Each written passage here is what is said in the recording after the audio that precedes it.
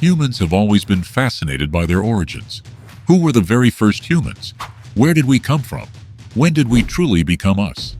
You might think that after centuries of studying fossils, DNA, and ancient tools, scientists would have clear answers to these questions. But the truth is far more complicated.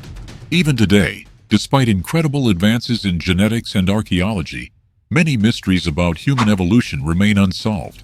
We still don't know the exact race, origin, or timing of the first human beings.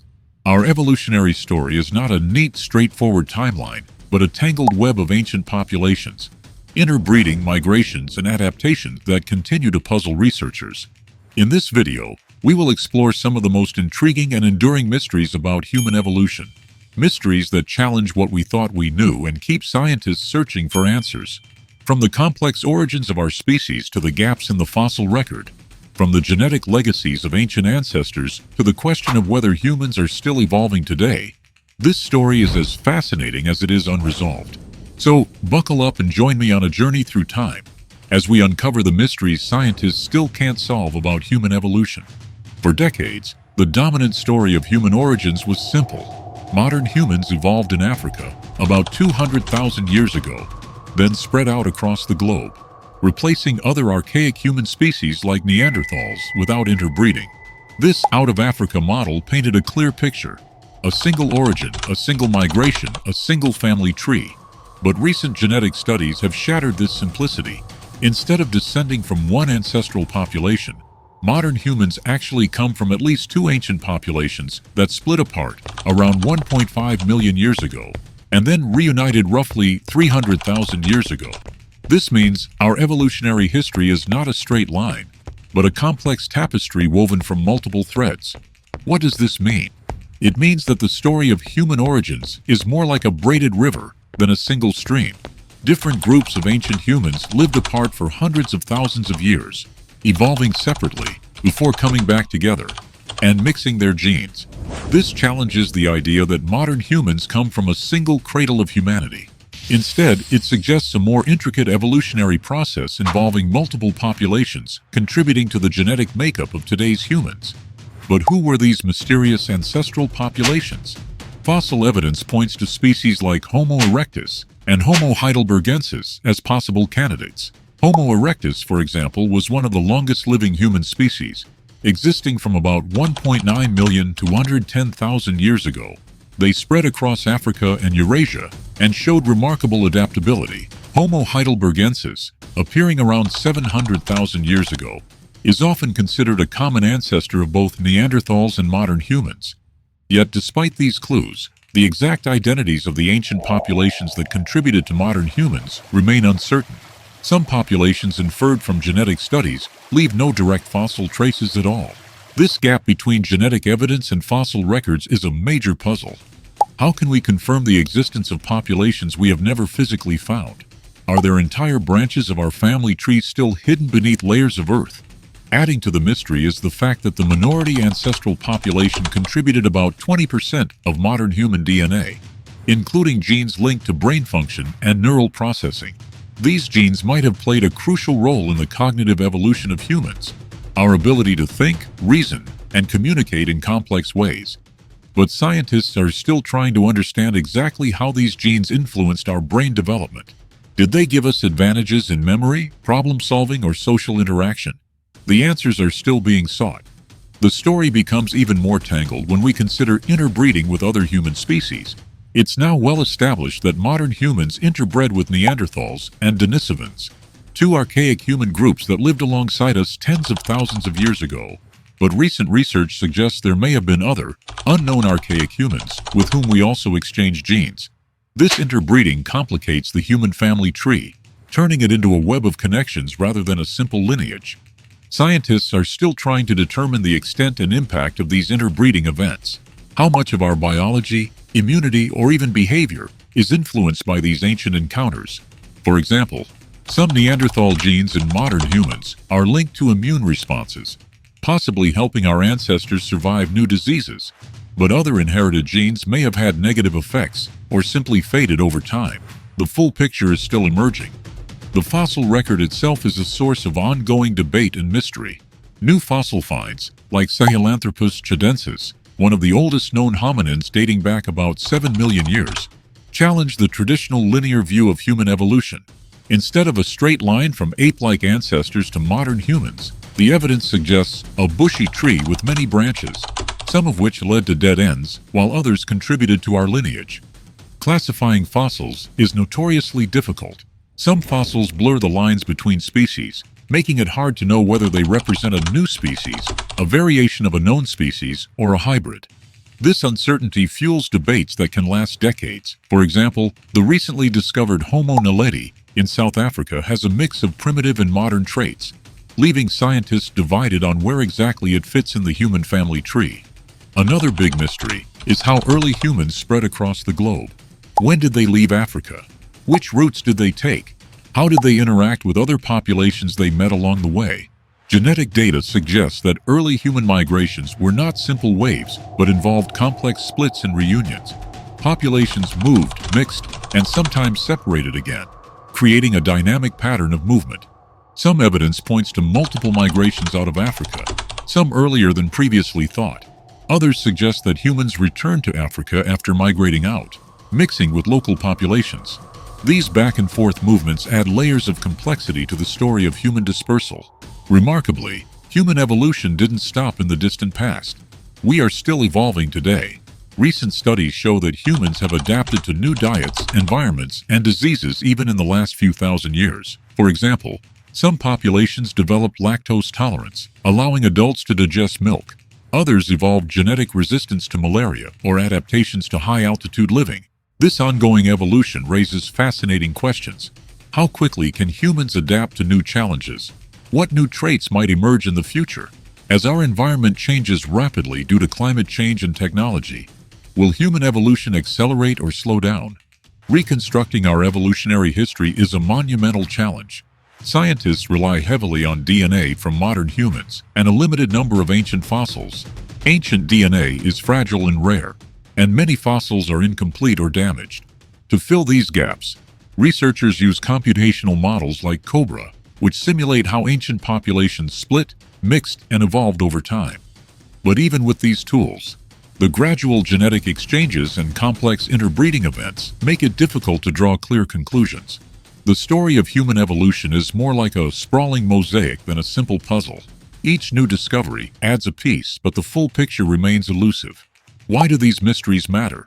Understanding human origins is fundamental to understanding ourselves, our biology, behavior, and place in the natural world. These unanswered questions remind us that science is not static but a constantly evolving process. They encourage us to question assumptions, embrace complexity, and remain curious. The quest to unravel the mysteries of human evolution is not just about the past. It shapes how we see ourselves today and how we might face the future. Knowing where we come from helps us appreciate the diversity of human life and the shared heritage that connects us all. In the end, the story of human evolution is a story of resilience, adaptation, and survival. It's a tale of many ancestors, some known, some still hidden, who contributed to the rich tapestry of humanity. As science advances, new discoveries will continue to challenge what we think we know, opening doors to deeper understanding. So while we may not yet have all the answers, the journey to uncover the mysteries of our origins is one of the most exciting and profound adventures of our time. It invites us to look back across millions of years, and in doing so, better understand what it means to be human. And these are all the mysteries we still have to figure out. But let's watch in detail about what is confirmed history of humans as per science. 25 million years ago, our planet was a different world. The continents were still shifting, the climate was changing, and in the dense forests that stretched across Africa, Europe, and Asia, a remarkable group of primates emerged, the great apes. Among them was one family with extraordinary abilities, our distant ancestors. Through the slow dance of evolution, they would give rise to new, more advanced species, venturing far and wide, inventing tools, language, and eventually even war. Our journey begins not with humans, but with our earliest ape ancestors. 13 million years ago, in what is now Spain, lived a creature named Pyrrholopithecus catalonicus, or Pyrrholop. This ancient ape, weighing about 75 pounds, moved through the trees with remarkable agility. While not directly in our lineage, Pyrrholop represents a crucial stage in primate evolution. the emergence of the great apes from which both humans and modern apes would eventually descend. What made Piralop and his relatives special? They possessed a unique combination of features: flexible wrists that allowed them to climb vertically, broad chests that supported their upper bodies, and most importantly, larger brains relative to their body size than earlier primates. These adaptations would prove crucial for the evolutionary journey ahead.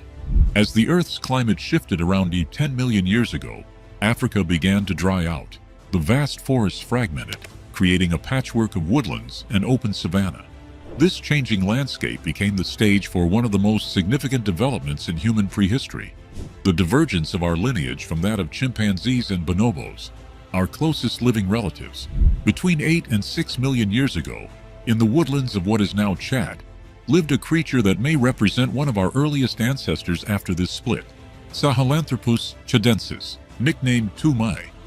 With a brain size similar to a chimpanzee, but teeth more like a human, Tumai stands at a crucial crossroads in our evolution. Most significantly, the position of its skull suggests it may have walked upright, the defining characteristic of the human lineage. The discovery of Tumai in 2001 by Michel Brunet's team was revolutionary. Found in the Jurab Desert, the skull was initially mistaken for a monkey fossil. Only when cleaned did its true significance emerge. It pushed back the date of potential bipedalism by several million years. This finding challenged the prevailing view that our ancestors began walking upright only after they left the forests.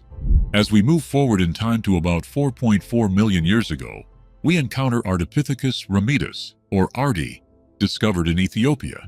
Ardi provides compelling evidence of an early hominin that combined tree-climbing abilities with primitive bipedalism. Her feet could still grasp branches, but her pelvis showed adaptations for walking upright.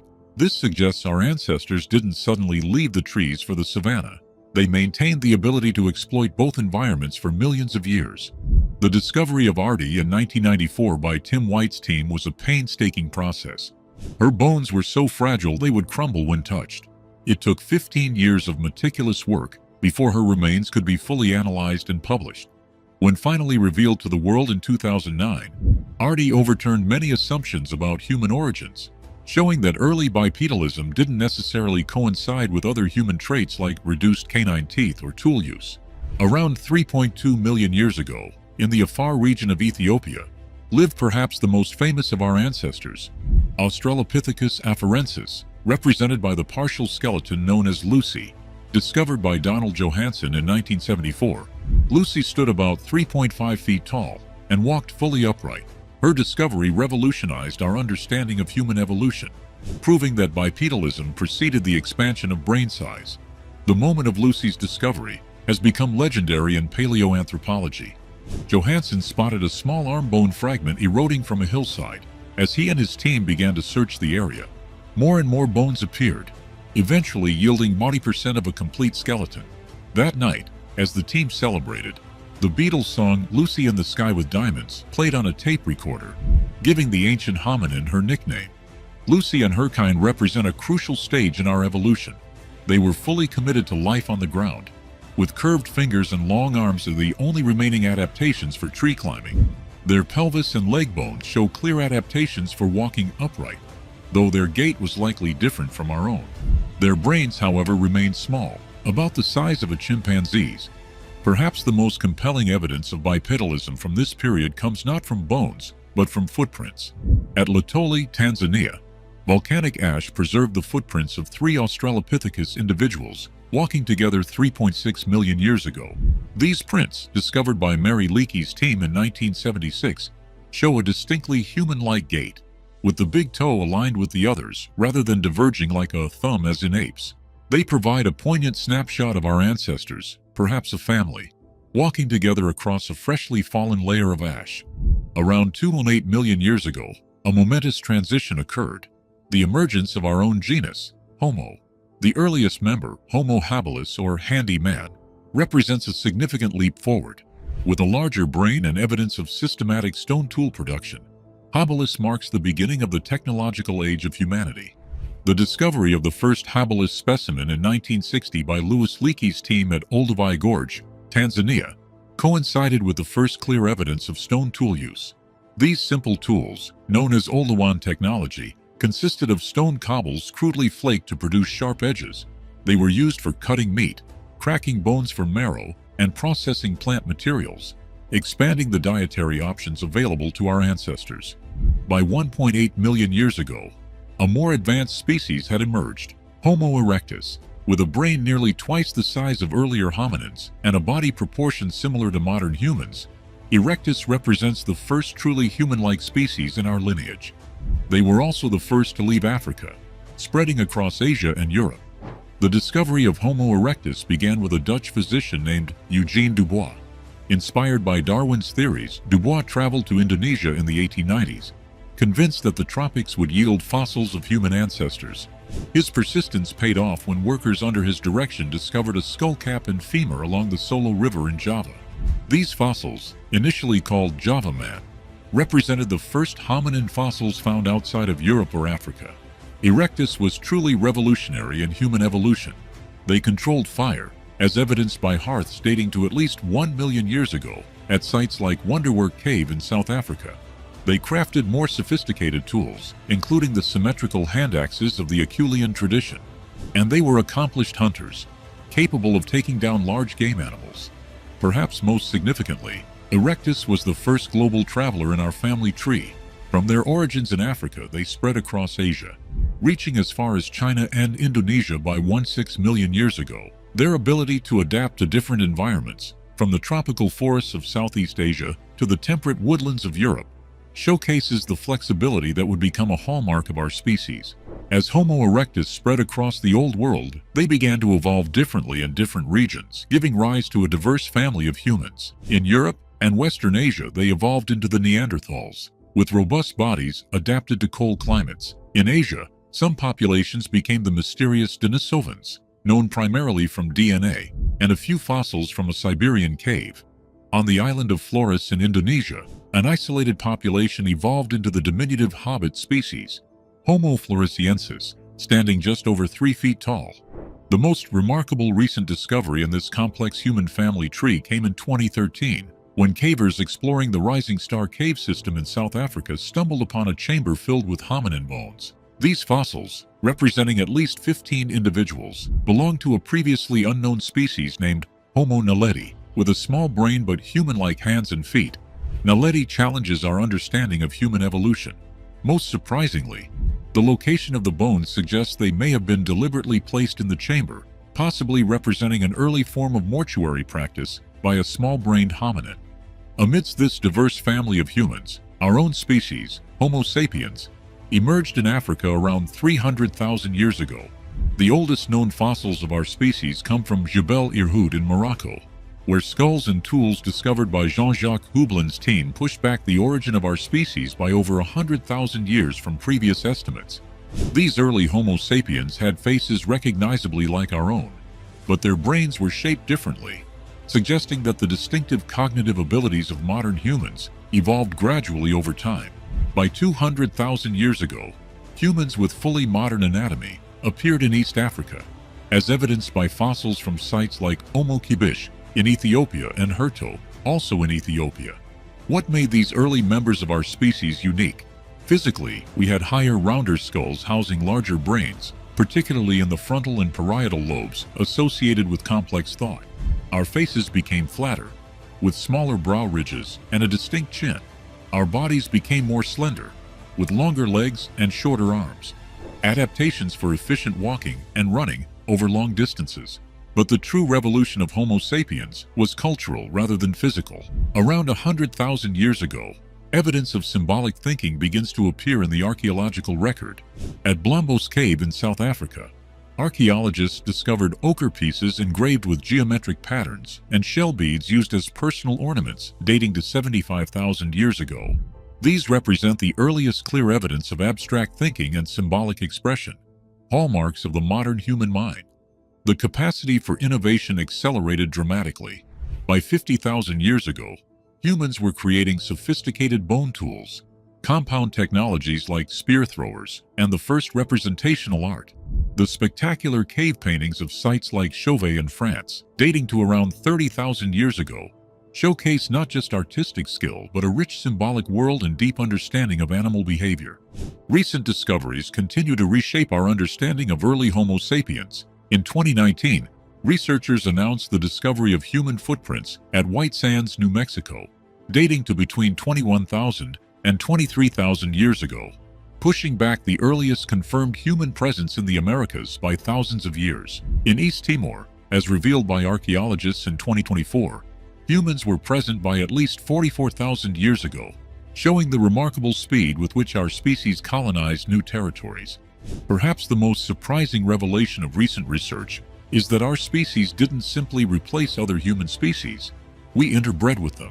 Genetic studies reveal that most people outside of Africa carry 1–2% Neanderthal DNA, while many Asian and Oceanian populations also carry Denisovan DNA. This suggests that the story of human origins isn't a simple linear progression, but a complex network of interconnected populations. In 2023, a groundbreaking discovery in Germany revealed that Homo sapiens had reached northern Europe by at least 45,000 years ago, much earlier than previously thought, and in surprisingly cold conditions. This finding from Ranis Cave shows that our ancestors were living alongside Neanderthals for thousands of years, adapting to harsh climates that were previously thought beyond their capabilities. As we piece together the story of the first humans, we're left with a narrative far more complex and fascinating than earlier generations could have imagined. There was never a single first human, but rather a branching bush of diverse species, each with their own innovations and adaptations. Our own species emerged relatively recently in this long story, distinguished not by our physical prowess, but by our unprecedented cognitive and cultural abilities. But there is still a huge confusion, and that is where all these came from? Do you know anything about it? Or what do you have to say on this? Let us know in the comments. Thank you for watching, and make sure to subscribe the channel if you like the video.